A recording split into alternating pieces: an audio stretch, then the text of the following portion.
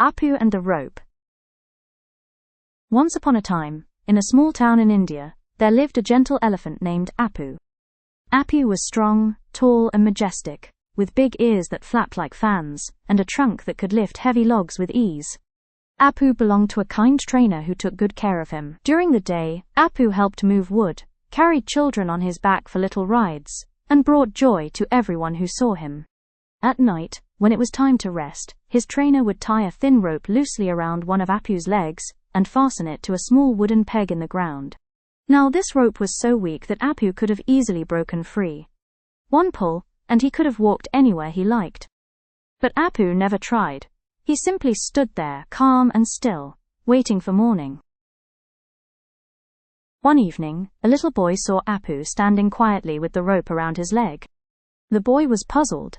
He asked Appu's trainer, "Uncle, Appu is so big and strong. Why doesn't he break this rope and run free? Surely he can?" The trainer smiled and replied, "When Appu was very small, I tied him with the same kind of rope. At that time, he was not strong enough to break it. He tried many times, pulling and tugging, but he couldn't escape. Slowly, he gave up. He began to believe that he could never break free. Now, even though he has grown strong, he still thinks the rope can hold him.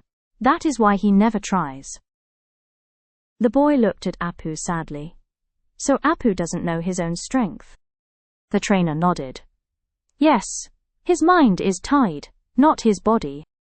That night, as Appu stood under the moonlight, he overheard the conversation. He began to wonder, "Am I really strong enough to break this rope?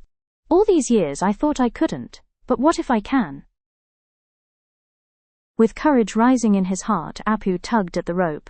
At first, nothing happened. But he tried again, pulling harder. With one mighty effort, the small wooden peg popped right out of the ground. Appu was free. But instead of running away, he stood tall, flapped his ears, and let out a joyful trumpet.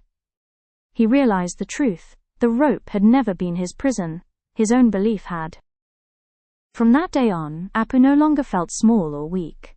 He walked with confidence, knowing that strength was not only in his body, but also in his mind.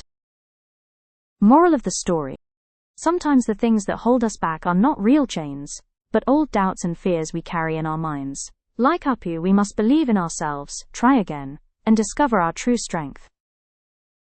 If you like my story, please like, comment, and subscribe.